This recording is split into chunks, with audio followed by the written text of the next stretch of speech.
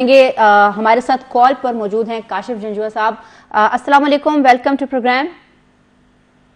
वालेकुम अस्सलाम। काशिफ साहब, ये बताइएगा कि हम पेशावर के चूंकि जो सूरत हाल है उस पर खासी नज़र रखते हैं। हज़ारा डिवीज़न में क्या सूरत हाल है? क्या वहाँ पर भी आटे की सप्लाई का इतनी ही मुश्किलात का सामना किया लोगों ने इस हवाले से? और अभी जो मौजूदा सूरत हाल है जिसमें कहा गया है कि पंजाब से आटे की सप्लाई मुमकिन बना दी जाएगी और जो सप्लाई रुकी हुई थी उसे बहाल कर दिया गया है, तो क्या आपको फ़र्क नज़र आ रहा है? देखें, 2 दिन हो गए ये सप्लाई खुली है। मैं आज भी बात कर रहा था इसी हवाले से, आटे की जो सप्लाई के हवाले से काम करते हैं। तो 2 दिन से आटा आ गया है, लेकिन हो ये रहा है कि वो रहीम यार खान उस साइड का आटा है। हमें जो आटा चाहिए होता है ना, जो अच्छी क्वालिटी का आटा है जी, वो है आपका गुजरात की साइड। आप देखें इस्लामाबाद की मिलों का आटा, गुजरांवाला गुजरात, हम इस साइड के आटे को देखते हैं। फाइन आटा मेरी इस पे बड़ी सुपर फाइन या डबल फाइन आप कह लें, क्योंकि उसके अलावा आप खाने जाएं तो बड़ी मुश्किल होती है। आटा तो वो भी आता था जो 650 रुपए था। मैं आपको रमजान का बताऊं, मैंने खुद इस्लामाबाद से लिया, एबटाबाद के लिए मैंने उसको लेके 10 किलो वाला आटा 650 रुपए। उसकी क्वालिटी बहुत अच्छी थी, इस्लामाबाद की मिलों का था। जबकि मैं एबटाबाद में जो लोकल मिलों का, हवेलियां की मिलें या उनका मैं देख रहा था, सर वो इस काबिल ही नहीं था कि वो इस्तेमाल किया जाए। वो लोगों को जो फ्री में भी मिला उसकी, देखिए आटा मसला नहीं है जी, मसला ये है कि उसकी क्वालिटी बड़ा काउंट करती है। अच्छा, फिर एक और चीज भी की जाती है जो शायद हमारे सुनने वालों की इल्म में ना हो या कुछ, जिसको कहते हैं ना छंडा लगाना, कि उसमें ना वो जो गंदम बहुत सी पड़ी होती है उससे पानी की भी एक तरी मार देते हैं, पानी की लहर भी डाल देते हैं। वो जब निकलता है वो वजनी हो जाता है, उसके अंदर फंगस आ जाती है, इश्यूज आ जाते हैं। ये आम आदमी को ये बातें नहीं पता। देखिए वो महंगा तो हो जाता है, वजन उसका बढ़ जाता है, सेल हो जाता है। वो जब खुश्क होता है तो उसकी बिसात आती है, जिसको हम कहते हैं, उसमें से स्मेल आती है या एक बू आती है जी। ये सब बातें हैं जो आमतौर पे आम खरीदार नहीं फर्क करता, लेकिन जो इस्तेमाल कुनिंदा है ना, जो सारिफ है, जिसको हम कंज्यूमर कहते हैं, वो ये जानता है। अब आप देखें, यूटिलिटी स्टोर पाकिस्तान का सबसे बड़ा नेटवर्क है सरकार का, लेकिन आपने कभी वहां पे कोई मेयारी चीज देखी है? या आपने इससे जो प्राइवेट सुपर स्टोरों की चेनें खुल गई ना पूरे मुल्क में, आप उनमें देखें, उनमें चीजें सस्ती हैं, उनमें क्वालिटी की हैं। दालें आप देखें वहां पे नहीं मिलती अच्छी, चावल का आप देख लें, आप आटे का हाल देख लें, सब चीजों का। लेकिन मतलब सरकार अगर चाहे ना, वफाकी हुकूमत, तो ये यूटिलिटी स्टोर के थ्रू भी बेहतर चीज दे सकती हैं। अगर आपको याद हो, जब यूटिलिटी स्टोर्स पे चीनी जब आती थी, देखिए हमारे यहाँ बुरान होते क्या है, चीनी का बुरान होता है, आटे का बुरान होता है, 2 बड़े बुरान है ना। देखिए हम बिल्कुल वो पाउडर वाली चीनी, यूटिलिटी स्टोर पे पाउडर वाली चीनी बिल्कुल आती थी जी। देखिए, और वो चीनी पता कैसी थी, वो इतनी बारीक थी। मैं एक ही दफा घर लेके गया, मेरी घर से मुझे बताया गया, मेरी एहलिया ने, मेरी वाइफ ने कहा कि इस चीनी से बेहतर है कि आप ये चीनी ना लाएं। मतलब ये 10 रुपए सस्ती होगी ना, 20 रुपए सस्ती। अब 20 रुपए के चक्कर में हमें उसकी 2 चम्मच डालनी पड़ रही है मीठा करने। इसका मतलब है कि पाकिस्तान में ईमानदार लोग तो नहीं रहते ना। मतलब मादरत के साथ, हम तो पाकिस्तान के अंदर सिर्फ नाम के अंदर पाक है, हम बुनियादी तौर पर पाक लोग तो नहीं है। हमारे अंदर तो ईमानदारी है ही नहीं, जो इस्लाम का जो हम कहते हैं ईमान दार, हम उसको कहते हैं, जो ऑनेस्ट है, ईमान वाला। तो हमारे पास ना ईमान है ना दार है। हम यानी काशिफ साहब, आपकी रिजर्वेशंस भी अभी, आपकी रिजर्वेशंस अभी यही हैं कि जो सवाल मेरा था हजरत खान मोहम्मद साहब से कि आटा तो आ रहा है मार्केट में, लेकिन उसकी क्वालिटी क्या होगी, इसी पर मजीद बात करेंगे। हजरत खान साहब, आपको क्या लगता है, जो इन्होंने बात की, जो मेरा भी सवाल यही था कि एक चीज़ तो फराहम की जा रही है, लेकिन क्या वो खाने के भी काबिल होगी, या वो जो हम कहते हैं कि बुरादा और बुरा और इस तरह का जो है लाल आटा, वो दे के आपको। एक चीज़ मैं आपको बता दूं कि पंजाब से जो सप्लाई शुरू हुई, इसके लिए आफ्ताब अहमद खान शेरपाव ने वज़ीर-ए-आज़म से मुलाकात की थी। फिर इंजीनियर अमीर मकाम जो मुस्लिम लीग के सूबाई सदर भी और वज़ीर-ए-आज़म के माविन ख़ुसूसी, उन्होंने ये भी कोशिश की थी। उनकी कोशिश से ये सप्लाई बहाल हुई है। दूसरी बात, आपने क्वालिटी की बात की है, लेकिन पंजाब को, यानी खैबर पख्तूनख्वा में पंजाब के आटे को पसंद किया जाता है, क्योंकि पंजाब के आटे की क्वालिटी एक अच्छी है, दूसरी है कि इसमें पानी ज़्यादा इस्तेमाल होता है। तो लोग, लेकिन काशिफ साहब ने जो मिलों का बताया कि फलां जगह की मिल से आटा अगर आएगा, मैं आपको बताया कि पंजाब की जो भी आटा है ख़राब से ख़राब आटा तो खैबर पख्तूनख्वा की फ्लोर मिलों के आटे से बेहतर है। ये बात सबको मानना पड़ेगा कि पंजाब की फ्लोर मिलों का जो आटा है वो उसकी क्वालिटी खैबर पख्तूनख्वा की फ्लोर मिल से कई गुना बेहतर है। फयाज, आपका क्या मौक़िफ़ है? क्या वाकई जो मयार मिलेगा आटे का खैबर पख्तूनख्वा की आवाम को वो कहीं इस कीमत के मुताबिक तो नहीं होगा? देखिए, इससे पहले भी हमने देखा कि क्वालिटी के हवाले से तो काफ़ी शिकायतें आई हैं। जब मुफ्त आटा तकसीम हो रहा था उस वक्त मुशीर वज़ीर आला के जो थे मलक मेर इलाही साहब, उन्होंने हमसे बात करते हुए ये बात कहा कि ये कैबिनेट के इजलास में ये बात ज़ेर बहस हुई कि आटे की क्वालिटी पे जो है वो समझौता नहीं किया जाएगा और शिकायतें सामने आई हैं। 17 अरब का आटा था वो, नहीं ज़्यादा था, तकरीबन 19 अरब का वो आटा था। उसमें भी काफ़ी शिकायतें सामने आई। ये तो आते रहेंगे, ये तो एक अलग मौजू है कि क्वालिटी पे सवाल उठेंगे, इससे पहले भी सवाल उठे हैं। और दूसरी बात यह कि कीमत कम हुआ, जैसे कि हमारे भाई ने अभी बताया, काशिफ भाई ने, कि पाकिस्तान में तो चलता रहता है, सस्ती चीज़ों के आड़ में ऐसे लोग गैर मैरिज चीज़ भेज देते हैं, मुज़र से चीज़ें भेज देते हैं और लोग खरीदने पर मजबूर हो जाते हैं। अब दूसरी बात यह है कि रिलीफ तो दे दिया गया है, आपके सवाल बड़ा अच्छा है। इस रिलीफ में अगर अच्छा क्वालिटी के आटा मिलता है, क्वालिटी उनकी अच्छी होती, बेहतर होती, मैं समझता हूँ कि हकीकी मानों में इसको हम फिर रिलीफ कहेंगे। ये नहीं कि आपने कीमत तो कम कर दिया लेकिन मयार भी अगर इसका गिर जाता है फिर तो उल्टा नुकसान हो जाता है आवाम को, इससे बिल्कुल नुकसान हो जाता है। और इसी हवाले से एक और जो मुझे एक खदशा था उसके हवाले से भी बात करेंगे। हसन खान साहब, ये बताइएगा कि आटा मार्केट में आएगा, ठीक है, 5 ट्रक कल आए, 10 ट्रक आज आए, अभी आगे मजीद आएंगे, आपको क्या लगता है कहीं ज़ख़ीरा अंदोज़ जो मुनाफाखोर हैं वो तो सरगर्म नहीं हो जाएंगे? ज़िला इंतज़ामिया का और फिर जो फूड अथॉरिटीज़ हैं, महकमा खुराक, उनका अब आपको कितना यहाँ पर फिर रोल नज़र आना चाहिए कि इस चीज़ को रोकें?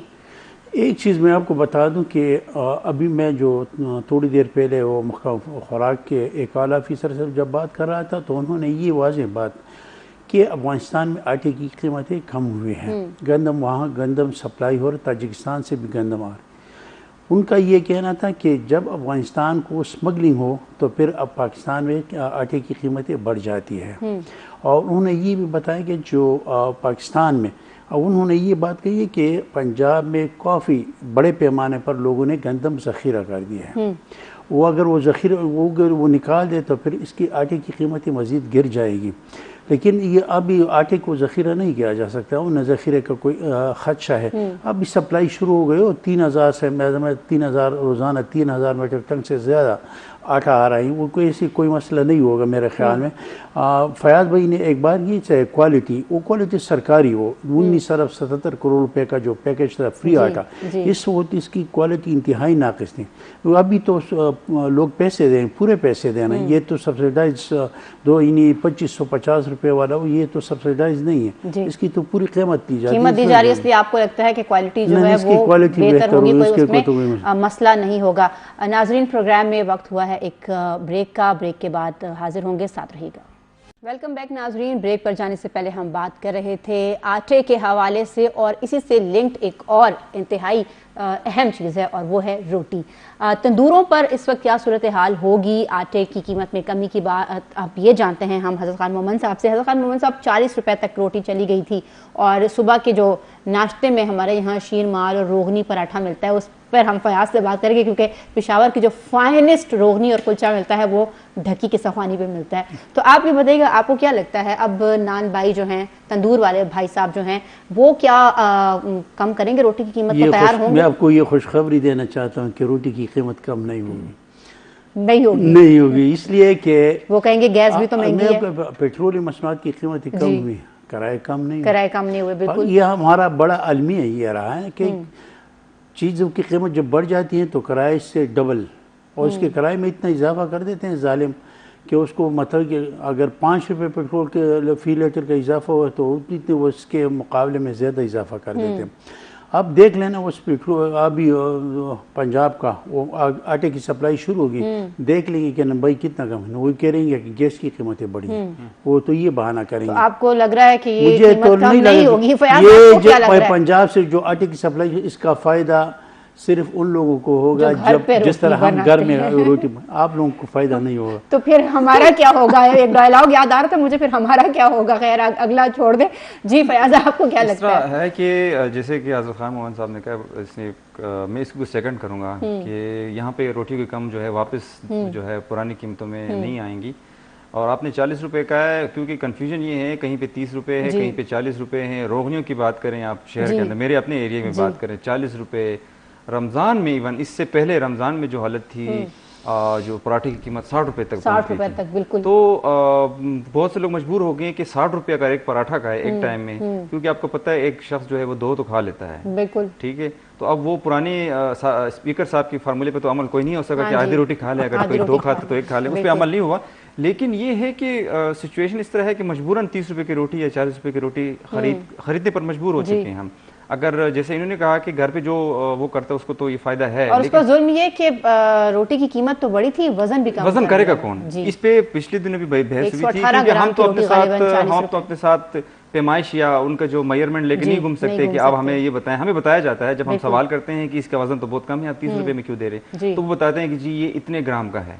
अब ये कौन चेक करेगा? ये जिम्मेदारी है उन मुतल्लिका इदारों की, जो यहाँ पे इंतजामिया मौजूद है उसकी है कि कीमत तो इन्होंने ज्यादा कर दिया है, और वो खुद साख्ता इजाफा, क्योंकि इसका नोटिफिकेशन नहीं हुआ, इससे पहले मुज़ाकरात इनके नाकाम हुए थे। बिल्कुल। अब ये जो बरकरार रखा हुआ है इस कीमत को, क्या इस कीमत को वापस पुरानी कीमत जो है उसको बहाल किया जाएगा कि यही 40 रुपए या 30 रुपए में रोटियां मिलेंगी? लेकिन उनके पास बड़ा वैलिड पॉइंट है, और वो ये है कि गैस की कीमतें तो ज्यादा हैं और वो फिर कैसे कम करें।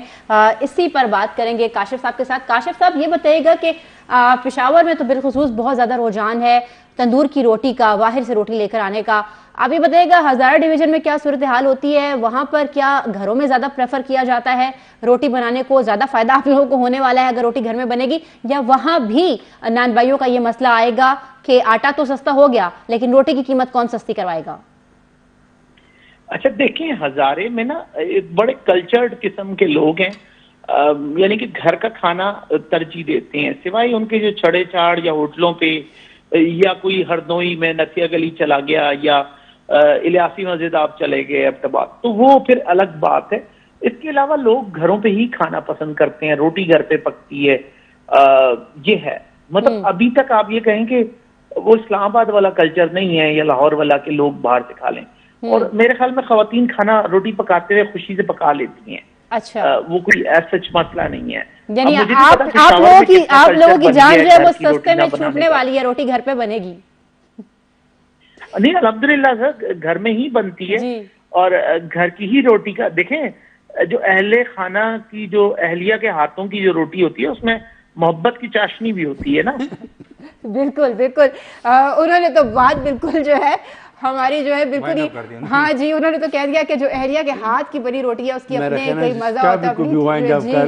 तो अभी मुझे लगता है हमें इस टॉपिक को अगले टॉपिक की तरफ चले जाना चाहिए, क्योंकि इस टॉपिक के हवाले से हमने खासी बात कर ली, और हमारे जो तज्ज़ियाकार हैं पेशावर से जो ताल्लुक़ रखते हैं उनका ये कहना है कि जो तंदूर वाले हजरात हैं, नान भाई हजरात, वो रोटी की कीमत में कमी नहीं करेंगे, यानी कि निर्ख जो बड़े थे वो बड़े रहेंगे। हमारा अगला टॉपिक है खैबर पख्तूनख्वा में पीटीआई छोड़ने वालों के सिलसिले के हवाले से। अब तक अगर बात की जाए तो पीटीआई के जो टनोर था, उसके जो मरकज़ी क़यादत हम कह सकते हैं, और जो लोग बड़े अच्छे जो है महकमे में वज़रा थे, उनका तरफ से सिलसिला शुरू हो गया है पार्टी को छोड़ने का, जिनमें सर फ़हरिस्त हैं हशाम इनामुल्लाह खान, इसके अलावा अजमल वज़ीर हैं, इकबाल वज़ीर हैं, साथ ही साथ मलक जवाद हुसैन और उस्मान तरीक़ई हैं, और उनके साहबजादे भी। तो इसके हल से सारी मामला सामने आ रहे हैं। पंजाब में भी यही सिलसिला शुरू है, लेकिन खैबर पख्तूनख्वा में बिलखसूस इन तमाम लोगों के पार्टी को छोड़ने के बाद क्या पार्टी पे कोई असरात पड़ेंगे? हज़रत खान मोहम्मद साहब, इस हवाले से बताइएगा आप, और साथ ही ये भी बताइएगा कि हम सोशल मीडिया पे देख रहे हैं बड़ी गर्मा गर्म बहस हो रही है, जो लोग पीटीआई के छोड़ के जा रहे हैं पार्टी को, उनके हवाले से ये कहा जा रहा है कि ये तो वो लोग हैं जो कि जिनको पार्टी छोड़ चुकी थी, और इनका ऐलान करने से कुछ भी फ़र्क नहीं पड़ेगा। आज जो साबिक़ वज़ीर है शौकत अली सब्ज़ई ने ये बयान दिया है कि इसमें से जो पार्टी छोड़ चुके हैं तो पहले ही वो पार्टी से अलग हो चुके थे। लेकिन मैं आपको एक बात बता दूं कि इकबाल वज़ीर वो तो पार्टी नहीं छोड़ चुके थे, वो पार्टी के साथ मुंसलिक रहे, वो तो पार्टी के इंतहाई करीबी साथी हुए थे। उनके पीटीआई के बुनियादी जो मेंबरान है या वो ज़िले सदर भी थे उसका शुमाली वज़ीरिस्तान का, उन्होंने कहा कि मैं ज़िले सदारत और पार्टी की रुकनीत से इस्तीफ़ा देने का ऐलान करता हूँ। इसी तरह जो औरंगज़ई एजेंसी से, औरंगज़ई ज़िले से, कबायली ज़िले से मलिक जवाद हुसैन, वो तो पार्टी में रहे हैं, वो तो उनको पार्टी ने उनको अलग नहीं कर दिया, ना उनको पार्टी ने उसको कुछ ऐसी वजूहात बताई कि आप पार्टी से अलग हुए। ताहम हशाम इनामुल्लाह के बारे में था कि उसकी वजारत पहले वजीर सेहत थे, इसके बाद समाज इसके आलिया मिन गंडापुर उनके दरमियान जो चपकलस आ रही थी और जो बल्दियाती इंतखाबात हुए, उनकी बल्दियाती इंतखाबात में शाह इनामुल्लाह के ग्रुप ने वो इंतखाबात जीते थे। अगर उनकी बात करें, उस्मान तरक्की की बात करें, ठीक है, वो तो उस्मान तरक्की और शाहराम तरक्की के दरमियान इख्तिलाफात चले आ रहे थे। फिर परवेज़ खट्टो का असद कैसर ने वो उस्मान तरक्की को किनारे का एक साइड लाइन कर दिया।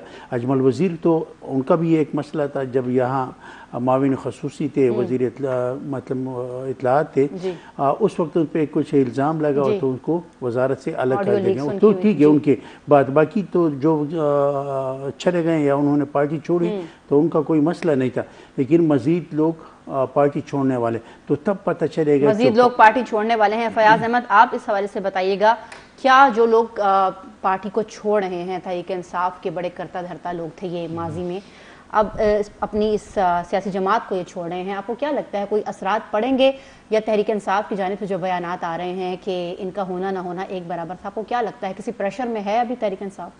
देखिए, इसमें एक चीज़ से तो मैं बड़े माजरत के साथ डिसएग्री करूँगा हज़रत खान मोहम्मद से। जो नज़रियाती वर्कर है वो अभी तक मुस्तफ़ी नहीं हुए। इनमें ज़्यादातर देखिए ग्रास रूट वाले नहीं हैं, ये बाद में इन्होंने शमूलियत की है या तहरीक इंसाफ का हिस्सा शामिल हुए। हशाम इनामुल्लाह इत्तेहादी थे और इत्तेहादी उन्होंने जब ये ऐलान किया है कि वो बिटनी मरवत उनका अपना एक वो होगा, अलायंस होगा और उसके तहत वो इलेक्शन लड़ेंगे। पहले भी उनका अपना सलीम सैफुल्लाह इन तमाम का अपना एक वो होता था, नज़रिया था। इसके अलावा अगर हम अजमल वज़ीर को देख लें, वो मुस्लिम क़ाफ में थे, फिर उसके बाद आई गेस शेरपा में भी कभी सर रहे हैं। तो उसके बाद जो हमारे पास उस्मान तरक्की जो हैं, उनकी अपनी एक वहाँ पर सवाबी की अपनी एक सियासी पार्टी थी। बाद में ये जिन्होंने तहरीक इंसाफ के साथ शमूलियत इख्तियार की थी, तो वो लोग जा रहे हैं जो कि मैं जो समझता हूँ, मेरा अपना तजिया है कि ये नज़रियाती वो लोग नहीं हैं।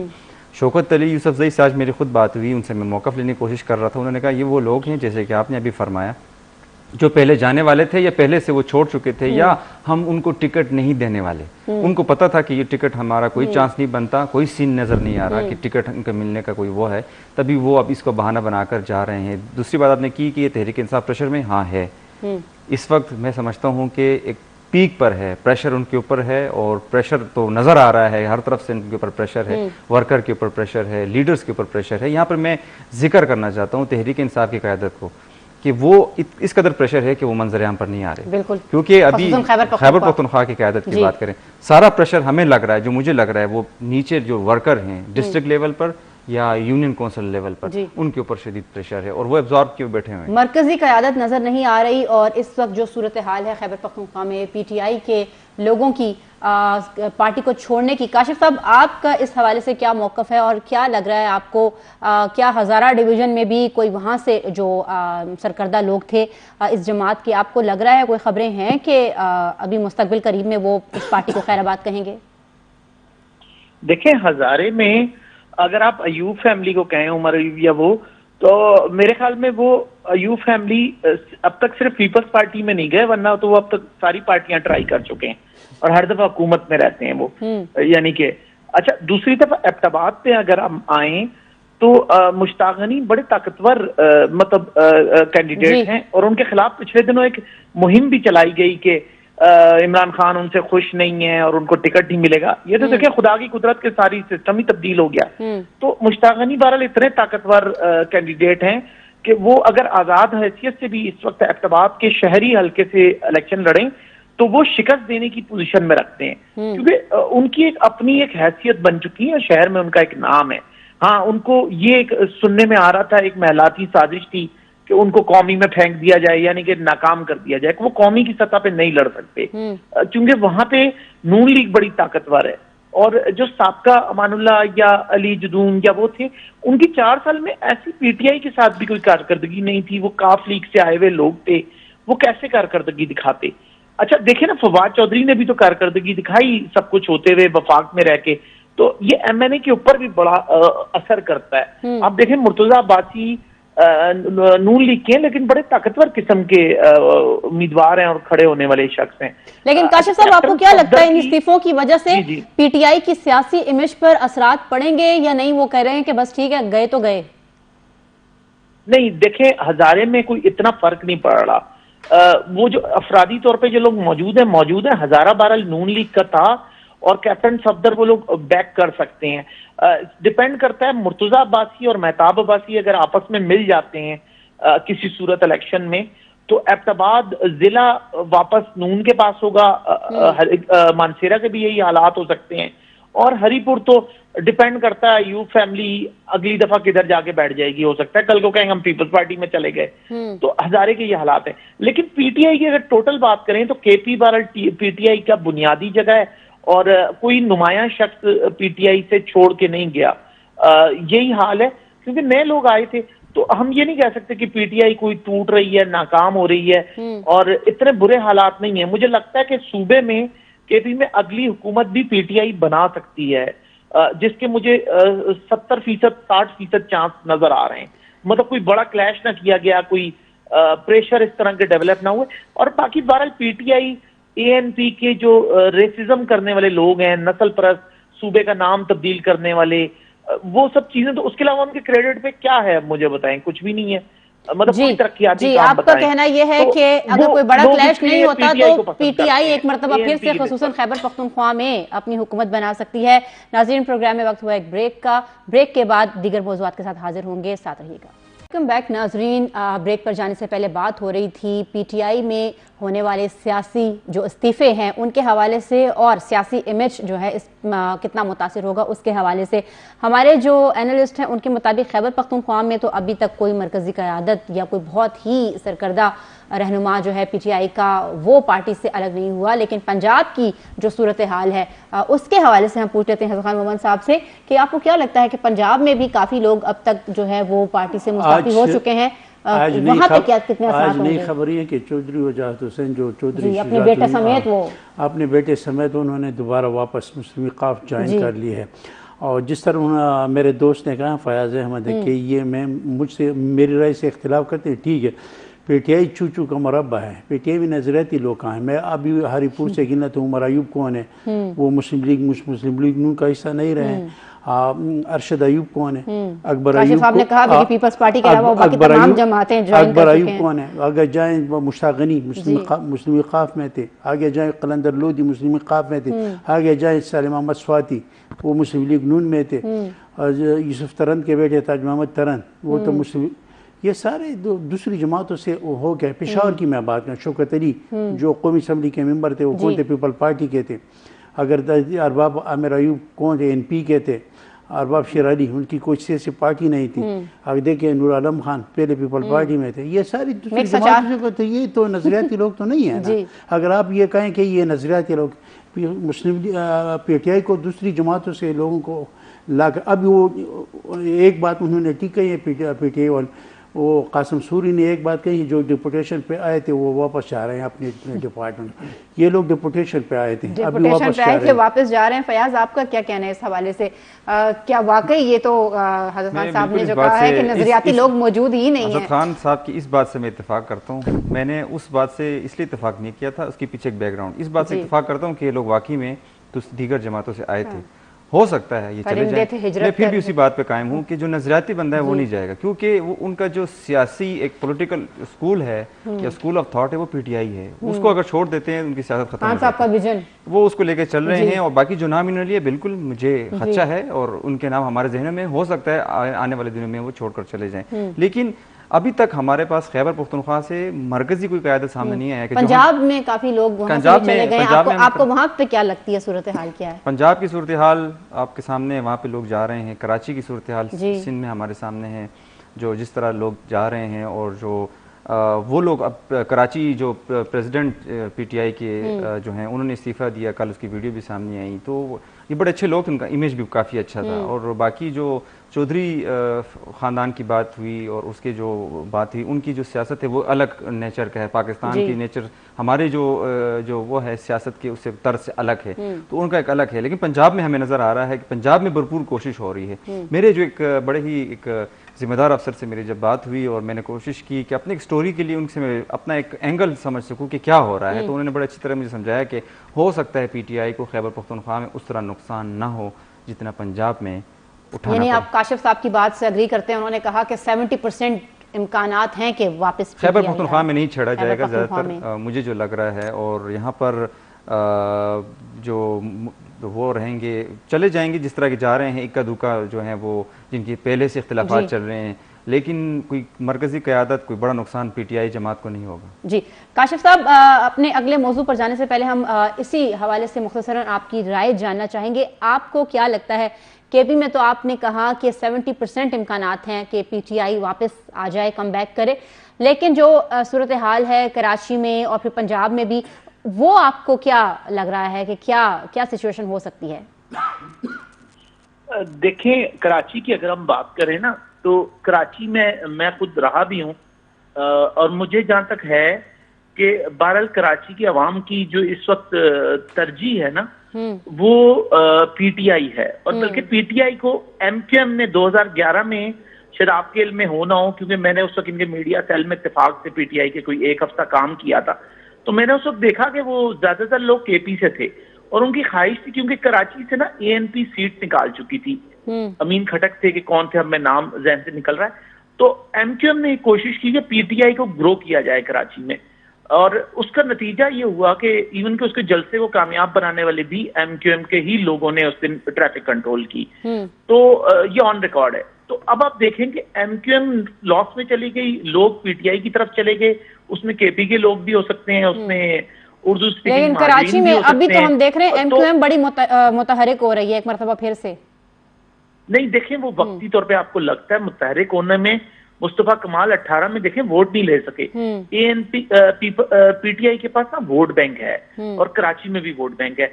अच्छा, जिला बस्ती जो है वो शुरू से जमात इस्लामी को लोग वोट देते रहे, एमक्यूएम आई, एमक्यूएम ने बाइकाट किया, फिर जमात इस्लामी को वोट पड़ा।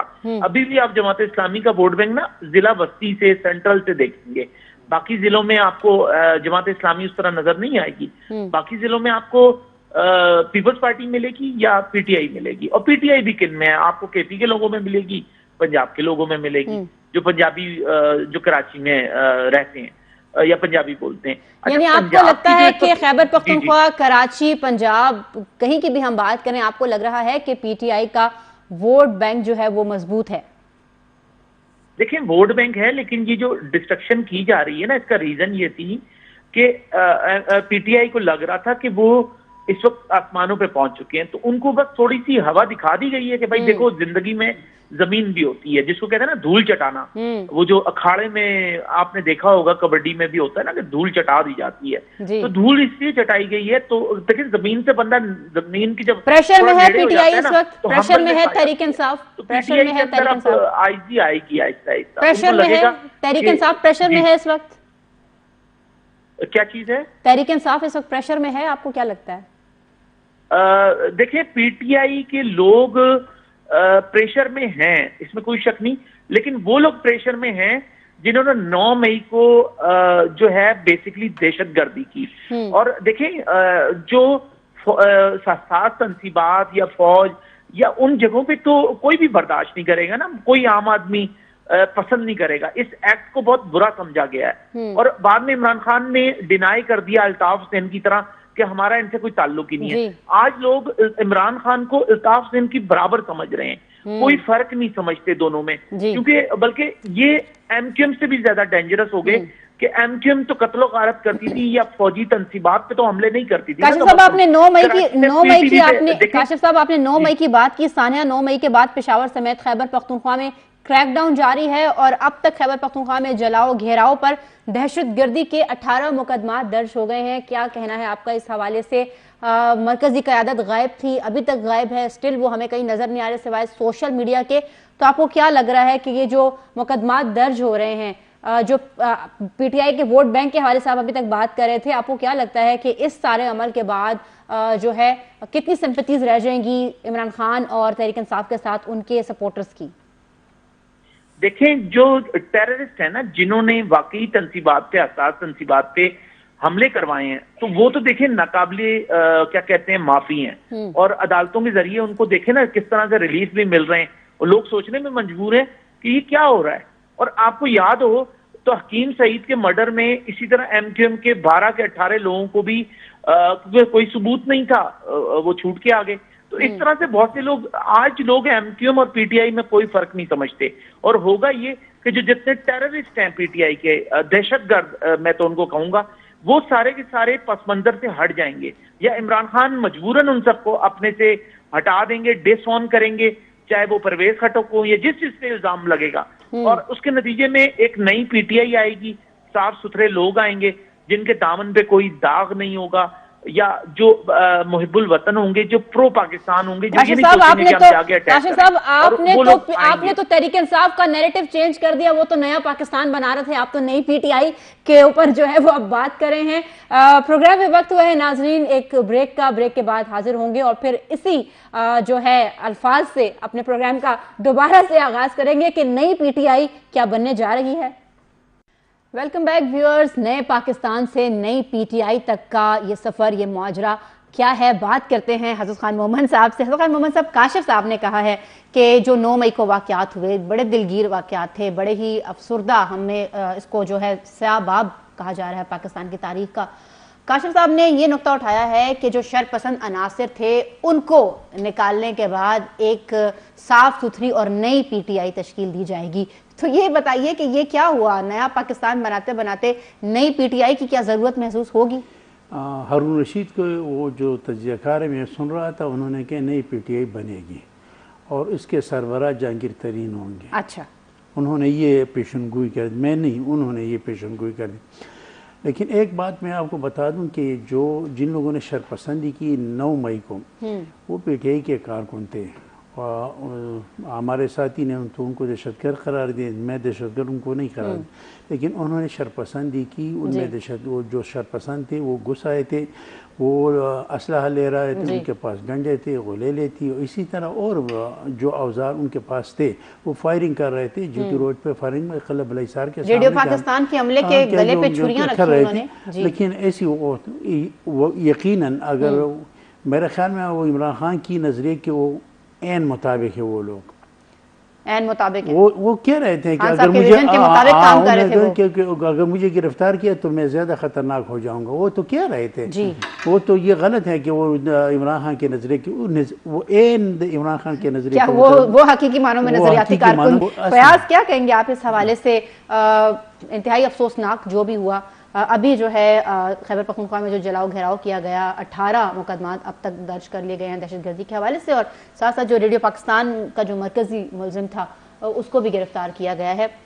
ये बताइएगा आपको क्या लग रहा है जो क्रैकडाउन अब जारी हुआ है, जिस पार्टी के लिए वो फ्रंट लाइन पर आए थे और उन्होंने शरपसंदी की, वो तो जाहिर है कभी भी ऑन नहीं करेंगे उनको। तो वो है कि जितने भी, सबसे पहले तो जो हुआ उसको मैं समझता हूँ कि एज आ शहरी, हम इस रिहायशी हैं, बासी हैं, पेशावर में हुआ, चाहे मर्दान में हुआ, चाहे तिमरगरा में हुआ या पंजाब में हुआ, मजम्मत करनी चाहिए। आप एहतजाज करें, पुरअमन एहतजाज करें, एहतजाज रिकॉर्ड करें। अगर आप उस इमारत के सामने आते हैं किसी भी हसास एरिया में, एहतजाज रिकॉर्ड करें, लेकिन पुरअमन तरीके से अपनी आवाज़ उठाएं। ये नहीं कि आप अपने ही इमला को नुकसान पहुंचे, जैसे रेडियो पाकिस्तान में हुआ, एडी एम्बुलेंस को जलाया गया, हशनगरी में दुकानें लूट ली गई। मैं समझता हूँ कि इनको तो सज़ा होनी चाहिए, इनकी आइडेंटिफिकेशन होनी चाहिए, चाहे जिससे भी इनका ताल्लुक हो, जिस पार्टी से हो, इनको सजा मिलनी चाहिए। लेकिन सोशल मीडिया पे बड़ी गर्मा बहस जारी है और उसमें ये कहा जा रहा है कि जो मरकजी कायदीन थे वो तो गायब हैं, तो इन बेचारे मासूम कारकुनान को क्यों टारगेट किया जा रहा है? ये एक फैक्टर है कि अगर उस वक्त ऑन ग्राउंड ये कायदीन होते, जाहिर बात है अपने कायद को या अपने एमपीए को, अपने रुकनी सूबाई असेंबली को ये लोग फॉलो करते हैं, अपने सदर को, अपने जनरल सेक्रेटरी को फॉलो करते हैं। अगर ये लोग मौजूद होते, ये कहते हैं नहीं करना आप लोगों ने, तो किसी हद तक ये मॉब जो है कंट्रोल हो सकता था। और हजरत खान मोहम्मद साहब ने बड़ा वैलिड जो इनका पॉइंट था कि उनको तो प्रोवोक किया गया था, उनको तो पहले से ही ये बताया जा रहा था कि अगर ऐसा होगा तो ऐसा करना है। ऐसे बयानात हैं उनके कायदीन के साथ में एक और बात है, ईमान मजारी ने ये कहा कि सिर्फ इमरान खान को अपनी और अपनी एहलिया की पड़ी है, और बाकी जो गरीब कारकुन हैं उनके लिए कोई वकील नहीं है। जो खैबर पख्तूनख्वा में इस वक्त तक 1951 लोग गिरफ्तार हुए, इसमें 470 जो है ना 3 MPO के तहत गिरफ्तार, जो कारकुन है उनके लिए कोई वकील नहीं है, कोई वकील नहीं है। और ये लेकिन जैसे कि फयाज ने कहा कि जाहिर है शरपसंद अनासिर से उन्होंने शरपसंदी की, सरकारी अमलाक को नुकसान पहुंचाया, तंसीबात को, अस्करी तंसीबात को उन्होंने नहीं छोड़ा, तो कार्रवाई तो होगी और कार्रवाई जरूर होगी। एक और आज एक वकील है PTI के, उसका मैं ट्वीट देख रहा था, तो उन्होंने कहा कि जो ATC के जज है पेशावर के, उनका ताल्लुक मुस्लिम लीग से, इसलिए हमारे कारकुनों का धड़ाधड़ और जिस्मानी रिमांडर है। ये कोई अच्छी बात उन्होंने कही, ये बिल्कुल गलत उन्होंने इल्ज़ाम लगाया। एक अगर शरपसंदी करे, अमला को नुकसान, तंसीबात को नुकसान पहुंचाए, आप तोड़ पोकड़ जलाओ गिराओ करें, तो और इसके बावजूद आपको मतलब बिल्कुल शतर बेमहार बिल्कुल नहीं छोड़ा जा सकता। नाजरीन, प्रोग्राम का जो हमारा आखिरी टॉपिक है वो इंतहाई अहम है, क्योंकि वो जुड़ा है खैबर पख्तूनख्वा की आवाम के यानी कि मफाद आमा से। बात करेंगे हम इंश्योरेंस कंपनियों की जानिब से हेल्थ कार्ड के जो मुअत्तली है उसके हवाले से। काशिफ साहब से बात करेंगे। काशिफ साहब, ये बताइएगा कि हज़ारा डिवीज़न के लोगों ने कितना फ़ायदा उठाया था इस हेल्थ कार्ड से, और अब जब हम देख रहे हैं ऑन एंड ऑफ इसकी मुअत्तली की जा रही है, मुख्तसरन अपना मौक़िफ़ दीजिएगा कि क्या आपको लग रहा है मरीजों के लिए मुश्किलात कितनी बढ़ जाएंगी?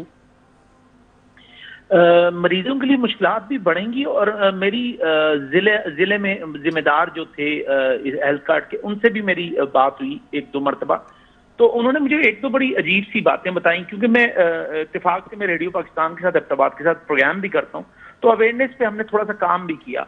वो ये था कि कोई बंदा ना अपनी भैंस बेच के आ रहा है कि मैंने अस्पताल के पैसे देने हैं, उसको पता ही नहीं है कि ये हेल्थ कार्ड पे फ्री में भी इलाज होता है। ठीक है जी। अच्छा, दूसरी तरफ जहां तक मेरी मालूमात है कि हेल्थ कार्ड के जो पैसे हैं वो हमें बैरून मुल्क से मिलते हैं, वो बुनियादी तौर पे तो पैसा बाहर का है, जैसे हेल्थ कार्ड है या एहसास प्रोग्राम था, या जिसको हमने बेनजीर स्पोर्ट प्रोग्राम का, ये तो हमें बाहर से फंडिंग हो रही है, ये हुकूमत पाकिस्तान का कोई अपना पैसा तो नहीं है ना। हाँ, हम स्टेट लाइफ के जरिए पैसा मिलता है, इंश्योरेंस मिलती है, और मेरे ख्याल में ये मियाँ साहब नवाज शरीफ साहब ने ये शुरू जरूर किया था, लेकिन इसमें कोई शक नहीं कि वो 60 साल से ज्यादा उम्र के लोगों के लिए था। और PTI के क्रेडिट पे हेल्थ कार्ड बहुत बड़ा उनका एक इवेंट है और बहुत बड़ा काम है उनका, और उसको मैं समझता हूँ अगर PTI की बात जब भी की जाएगी बड़े कामों की, सिटीजन पोर्टल और हेल्थ कार्ड, उनकी बहरहाल 2 बड़े काम समझे जाएंगे। बिल्कुल 2 बड़े काम समझे जाएंगे, और हमें उम्मीद यही है नाजरीन, प्रोग्राम में का वक्त जो है वो